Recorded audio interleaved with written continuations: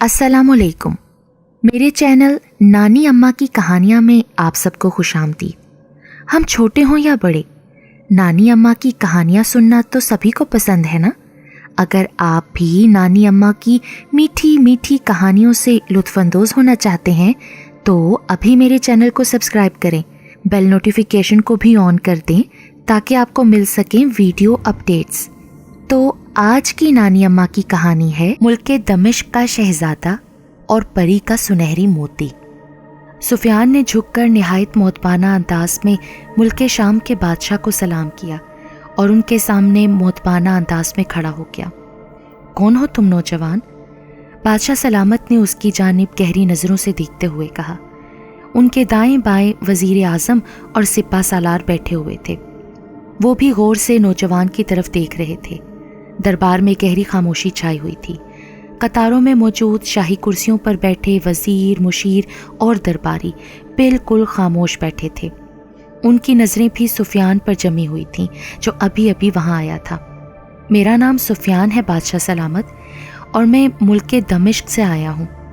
नौजवान ने, जिसका नाम सुफियान था, जवाब देते हुए कहा। ओह, तुम तो खासे दूर से आए हो। कहो, किस लिए आए हो?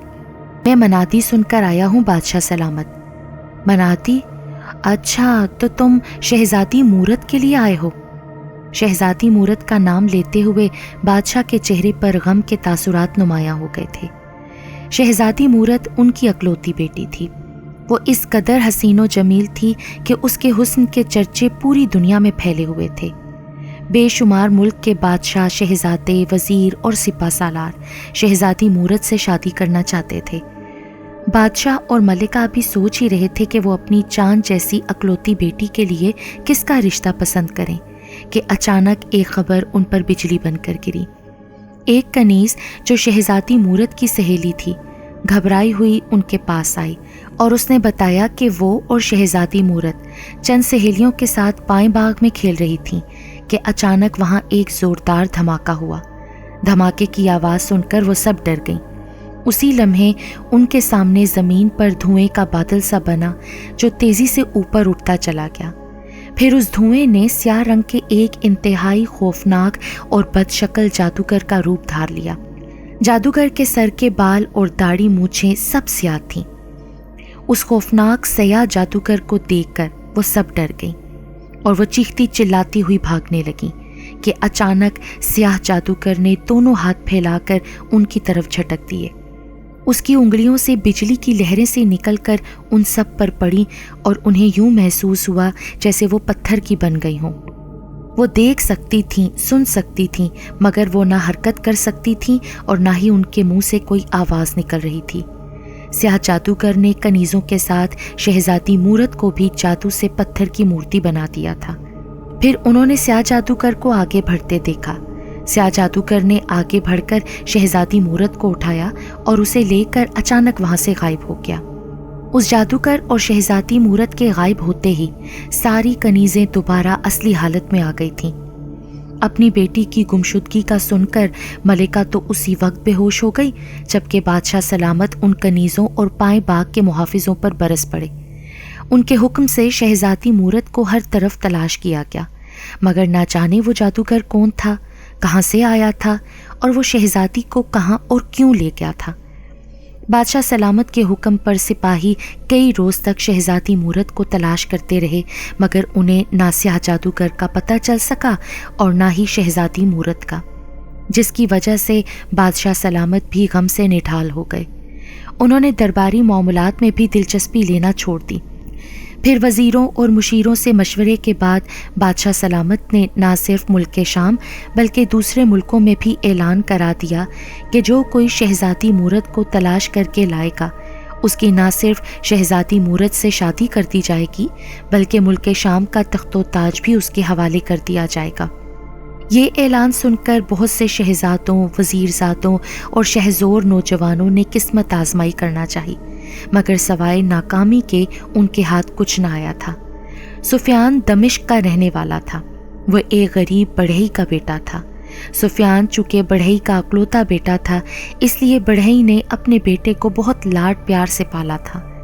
بڑھئی چونکہ ملک دمشق کے شاہی گھرانوں کا کام کرتا تھا، اس لیے اس کی خواہش تھی کہ اس کا بیٹا بڑا ہو کر شاہی فوج کا سپاہی بنے۔ اس لیے اس نے اپنے بیٹے کو دینی تعلیم کے ساتھ ساتھ فنون جنگی بھی سکھانے میں کوئی کسر نہ چھوڑی تھی۔ سفیان نے بہت جلد گھڑ سواری، تیر اندازی اور شمشیر زنی میں مہارت حاصل کر لی تھی۔ سفیان چونکہ خوبصورت نوجوان تھا، اس لیے بڑھئی اسے نہ صرف اچھا کھانے کو دیتا تھا بلکہ اس کے لیے بہترین سے بہترین لباس بنواتا تھا، جسے پہن کر سفیان کسی ملک کے شہزادے سے کم نہیں لگتا تھا۔ یہی وجہ تھی کہ اس کے دوست اسے شہزادہ سفیان کے نام سے پکارتے تھے، اور یہی نام اس کی پہچان بن گیا تھا۔ شہزادہ سفیان اپنے چند دوستوں کے ہمراہ ایک مرتبہ ملک شام آ چکا تھا۔ وہ اپنے دوستوں کے ساتھ ملک شام کے بازار میں گھوم پھر رہا تھا کہ اچانک وہاں شاہی سپاہی آ گئے۔ انہوں نے بازار سے لوگوں کو ایک طرف ہٹانا شروع کر دیا۔ انہیں بتایا جا رہا تھا کہ اس بازار سے شہزادی مورت کی سواری گزرنے والی ہے، اس لیے ہر خاص و عام کو وہاں سے ہٹایا جا رہا تھا۔ شہزادہ سفیان نے بھی ملک شام کی شہزادی مورت کے بے پناہ چرچے سن رکھے تھے۔ اس نے جب سنا کہ اس بازار سے شہزادی مورت کی شاہی سواری گزرنے والی ہے تو اسے شہزادی مورت کو ایک نظر دیکھنے کا شوق پیدا ہو گیا۔ چنانچہ وہ سڑک کے کنارے ایک بڑی دکان کے ستون کے پاس کھڑا ہو گیا، جہاں سے شہزادی مورت کی شاہی سواری کو آسانی سے دیکھا جا سکتا تھا۔ تھوڑی دیر بعد اس بازار سے شاہی دستے کے ہمراہ ایک خوبصورت بگھی گزرنے لگی، جس میں شہزادی مورت اپنی سہیلیوں اور کنیزوں کے ساتھ بیٹھی تھی۔ ان سب کے چہرے جالی دار نقابوں سے ڈھکے ہوئے تھے۔ شہزادی مورت اپنے لباس اور سر پر مخصوص تاج کی وجہ سے آسانی سے پہچانی جاتی تھی، لیکن اس کے چہرے پر چونکہ نقاب تھا، اس لیے شہزادے سفیان کو مایوسی ہونے لگی کہ وہ شہزادی مورت کی صورت نہیں دیکھ سکے گا۔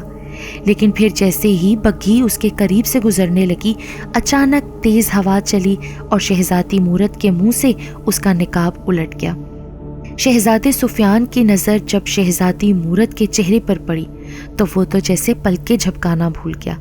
شہزادی مورت واقعی انتہائی حسین تھی، اس قدر حسین کہ شہزادہ سفیان اس جگہ پتھر کا بت سا بن کر رہ گیا۔ شاہی بگھی وہاں سے جا چکی تھی، مگر شہزادہ سفیان اسی طرح بت بنا کھڑا تھا۔ اس کی آنکھوں کے سامنے شہزادی مورت کا حسین چہرہ تھا، جو کسی طرح ہٹ ہی نہیں رہا تھا۔ اگر شہزادے سفیان کو اس کے دوست نہ جھنجھوڑتے تو نہ جانے کب تک وہ وہاں کھڑا رہتا۔ شہزادے سفیان نے جب دیکھا کہ شہزادی مورت کی سواری وہاں سے کب کی جا چکی ہے تو اسے بے حد افسوس ہوا، لیکن اس کے ذہن پر چونکہ شہزادی مورت کا چہرہ بس چکا تھا، اس لیے اس نے دل ہی دل میں فیصلہ کر لیا تھا کہ وہ جب بھی شادی کرے گا تو شہزادی مورت ہی سے کرے گا۔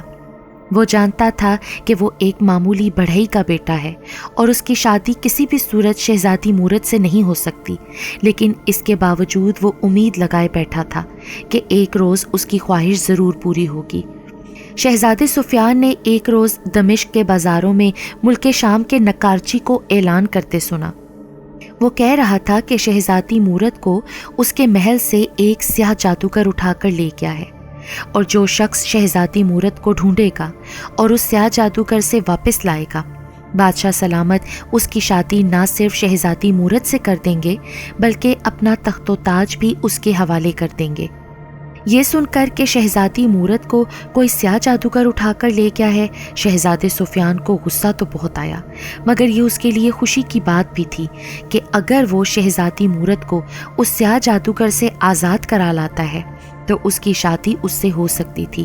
چنانچہ اس اعلان کو سنتے ہی شہزادے سفیان نے کمر باندھ لی کہ چاہے کچھ کیوں نہ ہو وہ شہزادی مورت کی تلاش میں ضرور جائے گا، اور جیسے بھی ممکن ہوگا وہ سیاہ جادوگر کو ہلاک کر کے اس کی قید سے اسے آزاد کرا لائے گا۔ اس نے اپنے ماں باپ سے اجازت لی۔ وہ چونکہ اپنے ماں باپ کا لاڈلا تھا، اس لیے انہوں نے اسے اجازت دے دی اور شہزادہ سفیان ملک شام کی طرف روانہ ہو گیا۔ ملک شام پہنچ کر وہ سیدھا دربار میں گیا، اور اب وہ بادشاہ سلامت کے سامنے کھڑا تھا۔ جی ہاں بادشاہ سلامت، میں نے فیصلہ کیا ہے کہ میں شہزادی صاحبہ کو تلاش کرنے جاؤں گا اور انہیں ہر حال میں سیاہ جادوگر سے واپس لانے کی کوشش کروں گا۔ اگر ایسا ہو جائے تو ہم تمہارا یہ احسان زندگی بھر نہیں بھولیں گے۔ بادشاہ سلامت نے رندے ہوئے لہجے میں کہا۔ آپ بے فکر رہیں بادشاہ سلامت، میں آپ سے وعدہ کرتا ہوں کہ شہزادی صاحبہ کو ضرور واپس لاؤں گا۔ اس کا عزم دیکھ کر بادشاہ سلامت کو بے حد خوشی ہو رہی تھی۔ بادشاہ سلامت کے حکم پر شہزادے سفیان کو شاہی مہمان خانے میں ٹھہرایا گیا اور وہاں اس کی خاطر مدارات کا تمام انتظام کر دیا گیا۔ شہزادہ سفیان چونکہ طویل سفر طے کر کے تھکا ہوا تھا، اس لیے وہ وہاں ایک رات آرام کرنا چاہتا تھا۔ اس کا ارادہ تھا کہ اگلے روز وہ گمشدہ شہزادی کی تلاش میں نکلے گا۔ شہزادہ سفیان رات جب سونے کے لیے اپنے بستر پر لیٹا تو وہاں ایک خادم آ گیا۔ اس نے مؤدبانہ انداز میں شہزادے کو سلام کیا اور اسے بتایا کہ بادشاہ سلامت اس سے ملنے آ رہے ہیں۔ رات کو بادشاہ سلامت کی آمد کا سن کر شہزادہ سفیان گھبرا گیا۔ اس نے جلدی جلدی شاہانہ لباس پہنا اور بادشاہ سلامت کا انتظار کرنے لگا۔ تھوڑی دیر میں بادشاہ سلامت اس کے پاس پہنچ گئے۔ وہ اکیلے تھے۔ شہزادے سفیان سے وہ محبت سے ملے اور وہاں موجود ایک کرسی پر بیٹھ گئے۔ شہزادہ سفیان ان کے سامنے ادب سے کھڑا ہو گیا تو بادشاہ سلامت نے اسے بھی بیٹھنے کا کہا۔ شہزادہ سفیان پلنگ پر بیٹھ گیا۔ سفیان بیٹا، یہ جان کر ہمیں بے حد خوشی ہوئی ہے کہ تم ہماری بیٹی کی تلاش کے لیے اتنی دور سے آئے ہو۔ ہم تمہارے چہرے پر عزم اور حوصلہ دیکھ رہے ہیں اور ہمیں نہ جانے کیوں یقین ہے کہ تم اپنے مقصد میں ضرور کامیاب ہو جاؤ گے۔ اس لیے ہم تم سے ایک خصوصی ملاقات کے لیے آئے ہیں۔ اصل بات یہ ہے کہ جو سیاہ جادوگر ہماری بیٹی کو لے کر گیا ہے، اس کے بارے میں ہم کچھ بھی نہیں جانتے۔ وہ کہاں سے آیا تھا، شہزادی کو کہاں اور کس مقصد کے لیے لے گیا ہے، اس کے بارے میں ہم نے شاہی نجومی اور دوسرے بہت سے نجومیوں سے بھی حساب کتاب لگوا کر جاننے کی کوشش کی تھی، مگر لاکھ حساب کتاب لگانے کے باوجود نہ وہ سیاہ جادوگر کے بارے میں کچھ جان سکے اور نہ ہی یہ پتہ لگا سکے کہ شہزادی مورت کہاں ہے، جس کی وجہ سے ہم مایوس ہو چکے تھے۔ ہمیں یقین ہو گیا تھا کہ اب ہماری شہزادی مورت کو ہم کبھی نہیں دیکھ سکیں گے۔ ہم یہ جاننے کے لیے تمہارے پاس آئے ہیں کہ تم کیا سوچ کر اور کیا ذہن بنا کر یہاں آئے ہو۔ شہزادی مورت کو تلاش کرنے کے لیے تم کیا کرو گے، اور یہ کہ اگر تم کسی طرح سیاہ جادوگر تک پہنچ بھی گئے اور اس نے تم پر جادوئی حملے کیے تو تم اس سے بچنے کے لیے کیا کرو گے، اور اس کی قید سے شہزادی مورت کو آزاد کرا کر کیسے لاؤ گے؟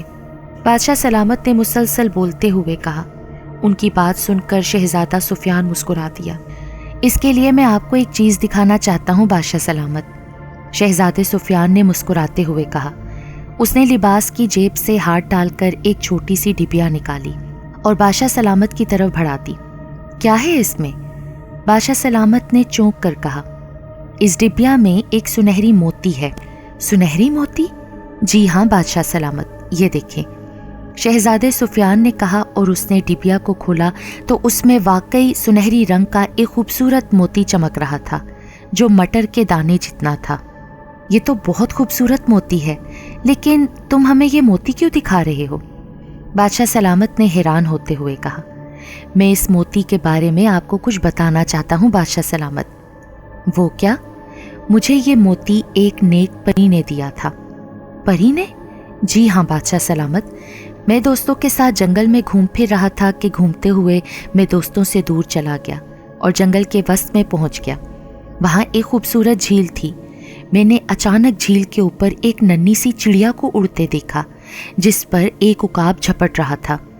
ننھی چڑیا اس عقاب سے جان بچانے کے لیے ادھر ادھر اڑتی پھر رہی تھی، لیکن عقاب جس قدر تیزی سے اس پر جھپٹ رہا تھا، مجھے لگا کہ وہ بہت جلد اس چڑیا کو پکڑ لے گا۔ مجھے اس ننھی چڑیا پر رحم آ گیا۔ میرے پاس کمان اور تیر تھے۔ میں نے فوراً کمان کاندھے سے اتاری اور ترکش سے تیر نکال کر کمان پر چڑھایا اور پھر میں نے عقاب پر تیر کھینچ مارا۔ تیر عقاب کی گردن میں لگا اور عقاب پھڑپھڑاتا ہوا جھیل میں گر گیا اور ہلاک ہو گیا۔ جیسے ہی عقاب ہلاک ہوا، چڑیا اڑتی ہوئی اور خوشی سے چہچہاتی ہوئی میرے ارد گرد منڈلانے لگی اور پھر وہ اچانک زمین پر گر گئی۔ پھر ایک دھماکہ ہوا اور چڑیا کے گرد سرخ رنگ کا دھواں سا چھا گیا۔ میں حیرت سے ابھی اس دھوئیں کو دیکھ رہا تھا کہ اچانک اس دھوئیں نے ایک خوبصورت پری کا روپ دھار لیا۔ میں چڑیا کو اس طرح پری بنتے دیکھ کر حیران رہ گیا۔ پری نے مجھے بتایا کہ وہ پرستان کی پری ہے. وہ چڑیا بن کر انسانی دنیا کو دیکھنے آئی تھی کہ اس کے پیچھے اس کا دشمن جاگال دیو آ گیا جو اسے ہر صورت میں ہلاک کرنا چاہتا تھا تاکہ وہ اسے اور دیوؤں کے شہنشاہ کو ہلاک کر کے پرستان کا تخت و تاج خود حاصل کر لے. میں نے تیر مار کر چونکہ اس دیو کو ہلاک کر دیا تھا اس لیے پری اپنے دشمن کی موت پر میرا شکریہ ادا کر رہی تھی. پھر اس نے مجھے جان بچانے کے لیے انعام کے طور پر یہ سنہری موتی دیا اور کہا کہ اگر میں اس موتی کو نگل لوں گا اور اپنی زندگی میں جو بھی 7 خواہشیں کروں گا وہ خواہشات اس موتی کی وجہ سے پوری ہو جائیں گی، چاہے اس موتی کے ذریعے میں کسی سلطنت کی بادشاہت کی خواہش ہی کیوں نہ کروں، وہ مجھے مل جائے گی. میں اس موتی کو حاصل کر کے بہت خوش ہوا. میں سوچ رہا تھا کہ مجھے جلد بازی میں اس موتی کو نکل کر ایسی خواہش نہیں پوری کرانی چاہیے جو بعد میں میرے لیے پچھتاوے کا باعث بن جائے. اس لیے میں نے اس موتی کو مناسب وقت اور مناسب خواہشوں کے لیے اپنے پاس سنبھال کر رکھ لیا تھا. اب جب کہ میں نے شہزادی مورت کی گمشدگی کا سنا تو مجھے خیال آیا اگر میں اس موتی کو استعمال میں لاؤں تو ہو سکتا ہے کہ میں شہزادی صاحبہ تک پہنچ جاؤں اور انہیں بحفاظت سیاہ جادوگر کے قبضے سے چھڑا کر آپ کے پاس واپس لے آؤں. بس یہی سوچ کر میں یہاں آ گیا ہوں. اب میں اس موتی کو استعمال کروں گا اور مجھے یقین ہے کہ میں نہ صرف اس موتی کی وجہ سے سیاہ جادوگر تک پہنچ جاؤں گا بلکہ اس کے چنگل سے شہزادی صاحبہ کو بھی آزاد کروا کر لاؤں گا. شہزادہ سفیان کی یہ ساری تفصیل سن کر بادشاہ سلامت اس سے بہت متاثر ہوئے. انہوں نے اٹھ کر بے اختیار اسے گلے سے لگا لیا اور پھر اسے دعائیں دینے لگے. وہ رات دیر تک سفیان سے باتیں کرتے رہے اور پھر وہ اسے آرام کرنے کا کہہ کر واپس چلے گئے اور شہزادہ سفیان سو گیا. اگلے روز ناشتہ کرنے کے بعد شہزادہ سفیان ایک بار پھر بادشاہ سلامت سے ملا اور اس نے بادشاہ سلامت کو بتایا کہ اس نے موتی نگل لیا ہے. اب وہ اس جگہ جا رہا ہے جہاں سیاہ جادوگر شہزادی مورت کو لے گیا ہے. وہ جگہ جہاں بھی ہوگی وہ اس موتی کی وجہ سے اس جگہ تک پہنچ جائے گا. بادشاہ سلامت سے مل کر شہزادہ واپس اپنے کمرے میں آ گیا. اس نے کمرے کا دروازہ بند کیا اور پھر کمرے کے وسط میں آ کر کھڑا ہو گیا. اس نے آنکھیں بند کر لیں. میں اس جگہ پہنچنا چاہتا ہوں جہاں سیاہ جادوگر شہزادی مورت کو لے گیا ہے، شہزادے سفیان نے بڑبڑاتے ہوئے کہا. جیسے ہی اس کے منہ سے یہ الفاظ نکلے اسی لمحے اسے ایک زوردار جھٹکا لگا اور وہ لڑکھڑا گیا. اس سے پہلے کہ وہ گر پڑتا اس نے جلدی سے خود کو سنبھال لیا. جھٹکا لگنے کی وجہ سے اس کی آنکھیں کھل گئی تھیں.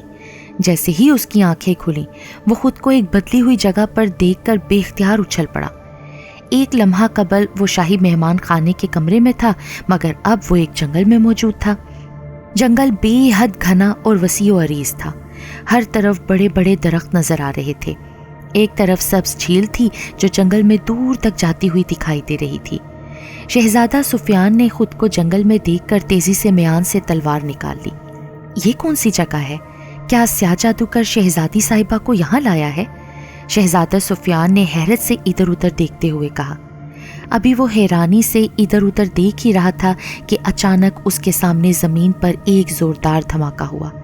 دھماکے کی آواز سن کر شہزادہ سفیان بوکھلا کر اور اچھل کر کئی قدم پیچھے ہٹ گیا. جس جگہ دھماکہ ہوا تھا وہاں سیاہ دھواں پھیلا ہوا تھا. اسی لمحے سیاہ دھواں تیزی سے اوپر اٹھا اور پھر اچانک اس دھوئیں نے ایک انتہائی خوفناک اور بد شکل انسان کا روپ دھار لیا. اس سیاہ انسان نے سیاہ رنگ کے لبادے نما لباس پہن رکھا تھا.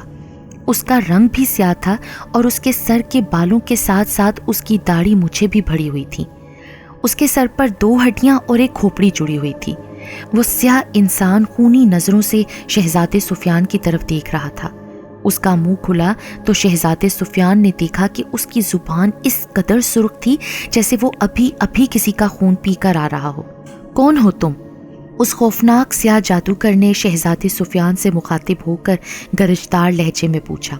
پہلے تم بتاؤ تم کون ہو اور یہ کون سا جنگل ہے؟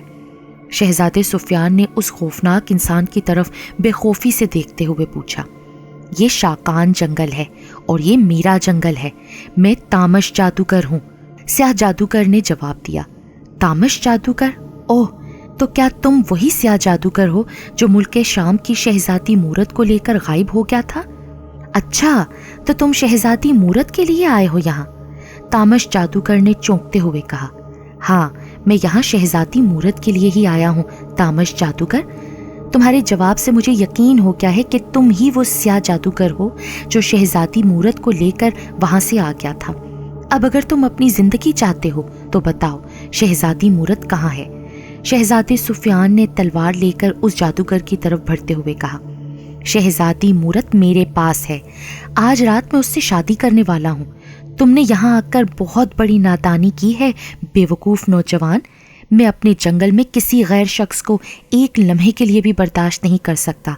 तुम यहाँ आ तो गए हो मगर जिंदा वापस नहीं जा सकोगे, तामश जादूगर ने गुर्राते हुए कहा। मैं तुम्हारी मौत बनकर आया हूँ बदबख्त जादूगर।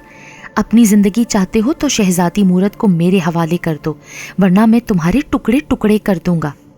तुम एक मामूली इंसान और तामश जादूगर को धमकी दे रहे हो? मैं सिर्फ धमकियां नहीं देता तामश जादूगर, बल्कि जो कहता हूँ वो करके दिखाता हूँ। ओह, तुम हद से भर रहे हो नौजवान। अब तो तुम्हारी मौत तय है। तुम मेरे हाथों नहीं बच सकोगे। तुम यहाँ जिस शहजादी मूरत के लिए आए हो, अब मैं उसी के सामने तुम्हें हलाक करूंगा और तुम्हारी मौत इस कदर भयानक होगी जिसे देखकर वो भी कांप उठेगी। शहजादे सुफियान को यह सुनकर गुस्सा आ गया। वो तलवार लेकर तेजी से तामश जादूगर की तरफ बढ़ा। जैसे तलवार के एक ही वार से वो तामश जादूगर के 2 टुकड़े कर देगा, लेकिन उसी लम्हे तामश जादूगर के सर पर मौजूद खोपड़ी की आंखें चमकी। उसकी आंखों से जर्द रंग की तेज रोशनी की लहरें से निकलकर शहजादे सुफियान से टकराईं। शहजादा सुफियान एक जोरदार झटका खाकर पीछे को उछलकर गिर पड़ा। उसके मुंह से बेख्तियार चीखें निकल गईं। जर्द रोशनी जैसे ही उसके जिस्म पर पड़ी थी, उसे यूं महसूस हुआ था जैसे वो आग में जिंदा जल रहा हो। चंद लम्हे बुरी तरह चीखता और तड़पता रहा और फिर वो बेहोश हो गया। जब शहजादे को होश आया तो वो ये देखकर बुरी तरह से चौंक पड़ा कि वो उसी जंगल में था। झील से कुछ फासले पर एक बहुत बड़ा दरख्त था जिसकी बड़ी बड़ी डालें निकली हुई थीं। शहजादे सुफियान के दोनों हाथ एक मोटी रस्सी के साथ बंधे हुए थे और उस रस्सी का दूसरा सिरा उस दरख्त की एक मोटी डाल से बंधा हुआ था। उस दरख्त के पास सुर्ख लिबास में एक निहायत खूबसूरत लड़की खड़ी थी जिसके सर पर सुर्ख रंग की टोपी थी। वो हसरत भरी नजरों से शहजादे सुफियान की जानिब देख रही थी। उस लड़की को देखते ही शहजादा सुफियान पहचान गया कि वो शहजादी मूरत है। शहजादी मूरत के करीब वो स्याह तामश जादूगर भी मौजूद था जो निहायत खुश नजर आ रहा था। इसे होश आ गया है शहजादी मूरत? इससे खुद ही पूछ लो। ये तुम्हें यहाँ से ले जाने के लिए आया था। मैंने जादू के जोर से इसको बेहोश करके यहाँ बांध दिया है। अब मैं इसे तुम्हारी आंखों के सामने मारूंगा। मैं इसे ऐसी इबरतनाक मौत मारूंगा कि आइंदा यहाँ तुम्हारे लिए किसी को आने की जुर्रत तक ना होगी। नहीं नहीं तामश जादूगर, इस नौजवान को मत मारना। अब मैंने मजबूरन तुम्हारे साथ रहने का फैसला कर लिया है और आज रात तो हमारी शादी होने वाली है ना, तो फिर तुम क्यों ऐसा कर रहे हो? इस नौजवान को जाने दो। ये नादान है। ये तुम्हारी जादुई ताकतों को नहीं जानता। जाने दो इसे। शहजादी मूरत ने शहजादे सुफियान की तरफ हमदर्दाना नजरों से देखते हुए तामश जादूगर से मिन्नत भरे लहजे में कहा, नहीं शहजादी मूरत, ये यहाँ से जिंदा नहीं जाएगा। ये मेरा आखिरी फैसला है। तामश जादूगर ने गुर्रा कर कहा। लेकिन तामश जादूगर, शहजादी मूरत ने दुख भरे अंदाज में कुछ कहना चाहा। आप मेरे लिए इस बदबख्त जादूगर से मिन्नत ना करें शहजादी मूरत। ये जादूगर मेरा कुछ नहीं बिगाड़ सकता। मैं इस जादूगर को हलाक करने के लिए आया हूँ और मैं आपसे वादा करता हूँ कि मैं इस जादूगर को हलाक करके आपको वापस ले जाऊंगा।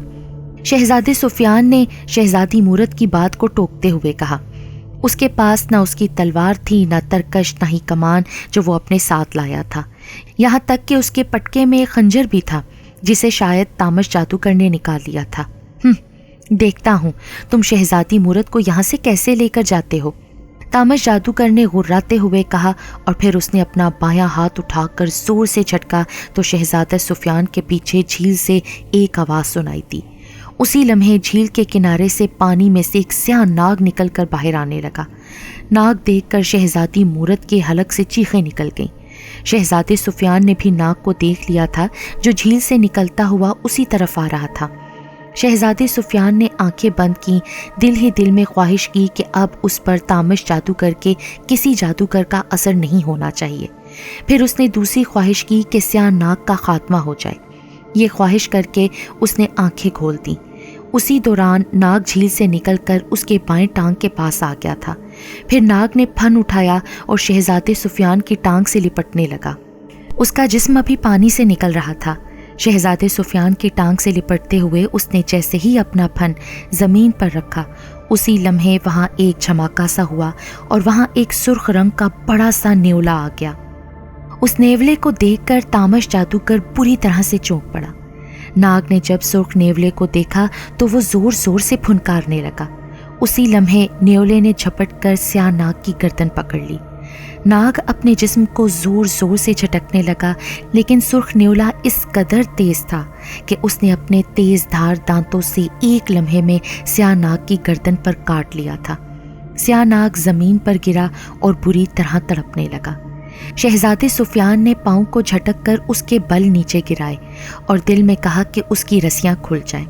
اسی لمحے شعلہ سا چمکا اور اس کے ہاتھوں پر بندھی ہوئی رسی یک لخت جل کر غائب ہو گئی۔ اسے آزاد ہوتے دیکھ کر تامش جادوگر اچھل پڑا۔ اس نے جلدی سے ایک منتر پڑھ کر شہزادے پر پھونکا۔ اسی لمحے شہزادے سفیان کے گرد آگ بھڑک اٹھی، لیکن شہزادے سفیان پر اس آگ نے کوئی اثر نہ کیا، کیونکہ وہ سنہری موتی سے پہلے ہی خواہش کر چکا تھا کہ اب اس پر تامش جادوگر کے جادو کا کوئی اثر نہیں ہونا چاہیے۔ شہزادہ سفیان بے خوفی سے آگ سے نکل آیا تھا۔ اسے آگ میں سے زندہ نکلتے دیکھ کر تامش جادوگر بوکھلا گیا۔ وہ شہزادے پر جادوئی وار کرنے لگا، مگر اس کے کسی جادو کا شہزادے پر کوئی اثر نہیں ہو رہا تھا۔ شہزادہ سفیان نے سنہری موتی سے خواہش کی کہ اس کے ہاتھ میں تلوار آ جائے، تو اسی لمحے اس کے ہاتھ میں ایک تلوار آ گئی۔ شہزادے سفیان کے ہاتھ میں تلوار دیکھ کر تامش جادوگر نے فضا میں ہاتھ مار کر جادو سے ایک تلوار حاصل کی اور اچھل کر شہزادے سفیان کے سامنے آ گیا، اور پھر ان دونوں نے تلواروں سے لڑنا شروع کر دیا۔ شہزادہ سفیان شمشیر زنی میں بے پناہ مہارت رکھتا تھا۔ اس نے چند ہی لمحوں میں اس تامش جادوگر کے چھکے چھڑا دیے تھے۔ اے نوجوان، تامش جادوگر کے سر پر موجود کھوپڑی توڑ دو، اسی وقت یہ ہلاک ہو جائے گا، اچانک شہزادی مورت نے چیختے ہوئے کہا۔ اس کی آواز سن کر تامش جادوگر غضبناک انداز میں شہزادی مورت کی طرف پلٹا۔ وہ شاید شہزادی مورت پر جادوئی حملہ کرنا چاہتا تھا، لیکن اس سے پہلے کہ وہ شہزادی مورت پر کوئی جادوئی حملہ کرتا، شہزادے سفیان نے اچھل کر تلوار اس کے سر پر موجود کھوپڑی پر مار دی۔ ایک زوردار دھماکہ ہوا اور کھوپڑی پھٹ گئی۔ جیسے ہی کھوپڑی پھٹی، تامش جادوگر اچھل کر زمین پر گرا اور بری طرح تڑپنے لگا، اور پھر دیکھتے ہی دیکھتے ساکت ہو گیا۔ اس کے جسم میں آگ لگ گئی اور وہ جل کر راکھ ہو گیا۔ شہزادے سفیان کی بہادری دیکھ کر شہزادی مورت دنگ رہ گئی تھی، اور جب شہزادے نے تامش جادوگر کو ہلاک کیا تو شہزادی کی تو خوشی کا کوئی ٹھکانہ نہ تھا۔ شہزادے سفیان نے اسے ساری حقیقت بتا دی کہ وہ یہاں کیسے پہنچا اور اس نے کس طرح ایک پری کے دیے ہوئے سنہری موتی سے مدد حاصل کی تھی۔ پھر وہ دونوں سنہری موتی کی مدد سے وہاں سے غائب ہو کر ملک شام پہنچ گئے۔ بادشاہ سلامت نے شہزادے سفیان اور شہزادی مورت کو جو دیکھا تو وہ تو خوشی سے نہال ہو گیا۔ شہزادی مورت نے شہزادے سفیان کی بہادری اور عقل مندی کے بارے میں بادشاہ سلامت کو بتایا تو وہ بہت خوش ہوئے، اور انہوں نے شہزادے سفیان کو بھڑ کر گلے سے لگا لیا۔ پھر اعلان کے مطابق بادشاہ سلامت نے شہزادی مورت کی شادی شہزادے سفیان سے کر دی اور اپنا تخت و تاج بھی ان دونوں کے حوالے کر دیا۔ نیک دل شہزادہ سفیان، جو حقیقت میں تو شہزادہ نہ تھا، لیکن اسے اس کے دوست اس کی خوبصورتی اور وجاہت کی وجہ سے شہزادہ کہتے تھے، اس کو سچ مچ کی شہزادی مورت بھی مل گئی، اور وہ ملک شام کا نہ صرف شہزادہ بلکہ بادشاہ بن گیا تھا۔